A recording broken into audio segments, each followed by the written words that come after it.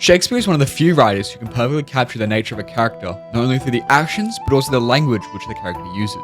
One of those genres he is most known for are the tragedies he so beautifully writes. Along with the words he created for tragedies, such as gloomy, vulnerable, and lonely, he wrote his tragedies to have themes, characteristics, and motifs that they all follow, and uses specific language to convey characters' emotion. His 1606 tragedy Macbeth is no exception to this either. Before we continue, here are the topics I'll be discussing in this video essay. First off, what themes, characteristics, and motifs of a Shakespearean tragedy does Macbeth follow?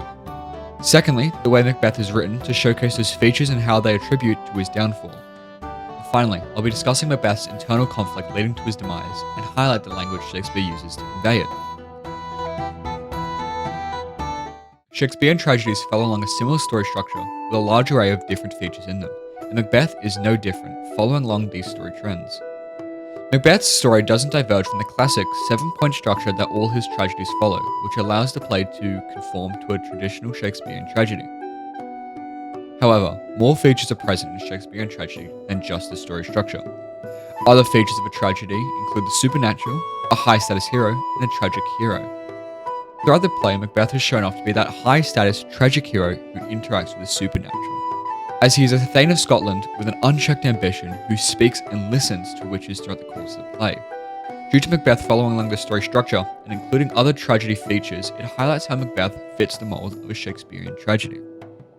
That previous point displayed how Macbeth follows the conventions of a tragedy, but how was the play written to showcase those features and how do they attribute to Macbeth's downfall?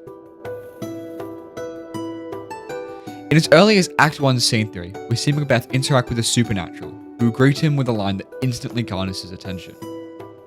All hail Macbeth, hail to thee, Thane of Glamis. All hail Macbeth, hail to thee, Thane of Cawdor. All hail Macbeth, that shalt be king hereafter. Act 1, Scene 3, lines 51 to 53. The witches through this interaction bring Macbeth's fatal flaw to the viewer's attention, as he discusses with himself, after being assigned Thane of Cawdor, his sudden desire to commit regicide to become the king hereafter the witches just spoke about. With his darkest desires now awakened, Macbeth starts to show increasingly more cracks in his mind, giving us all as the audience a deeper glimpse into how Shakespeare writes Macbeth's downfall. After killing King Duncan, strange occurrences are happening all throughout Scotland, as seen through the dialogue in Act 2, Scene 4. This is not only another interaction with the supernatural through the Great Chain of Being, a common belief in the 1600s, but a direct consequence of Macbeth's actions. Further pushing the idea of Macbeth's downfall by making Macbeth the tragic hero of the play, a hero who is destined to die due to their own actions. As the audience watches all these actions leading up to the final moments of suspense, we get a true understanding of why Macbeth is the tragic hero and why he deserves his deathly fate. Once the butcher and his fiend-like queen have finally been slain, the audience gets a sense of catharsis as all the features in the play that were pointing to Macbeth's demise finally all came together in one dramatically perfect ending.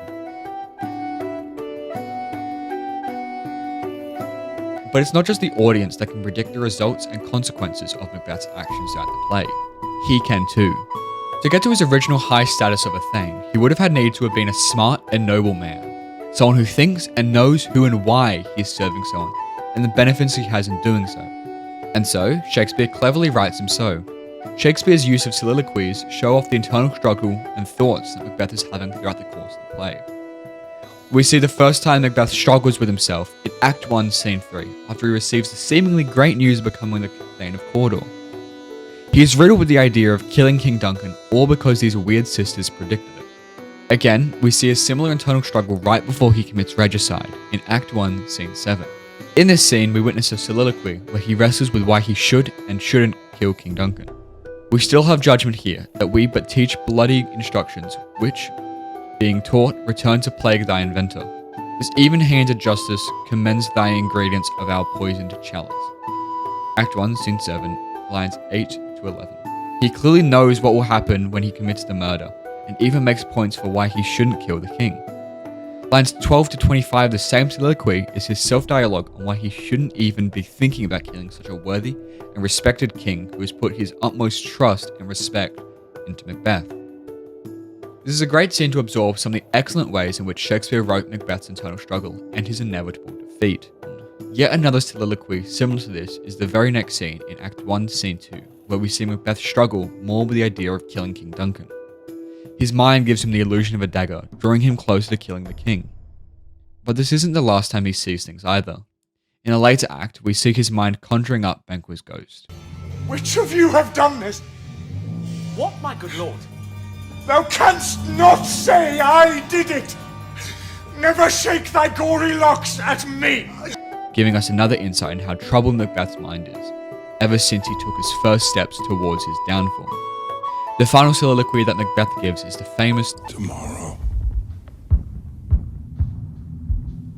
And tomorrow. And tomorrow. It is filled with an immense amount of imagery and highlights Macbeth's thoughts on life as his world comes crashing down around him. He understands that after all his ambition to reach where he is, did it even matter? Did anything that he had ever done even matter? This soliloquy portrays his real thoughts of all that he has done and gives us one deep final insight on how well Shakespeare uses language to communicate Macbeth's decline. A character written so well that it's not just the actions but the thoughts which all fit together to communicate Macbeth's decline so beautifully. Shakespeare uses all the characteristics, themes, and motifs of a tragedy to make Macbeth a well-written tragedy. And although Macbeth was set up to fail since the moment the play began, we see more hidden signs pointing towards this throughout the course of the play. However predictable it may appear, the bard employs many language techniques through his use of soliloquies to communicate Macbeth's downfall, and slots in place all the themes and motifs into the play, truly showing how beautifully written Macbeth is, and how his downfall fits the conventions of a Shakespearean tragedy.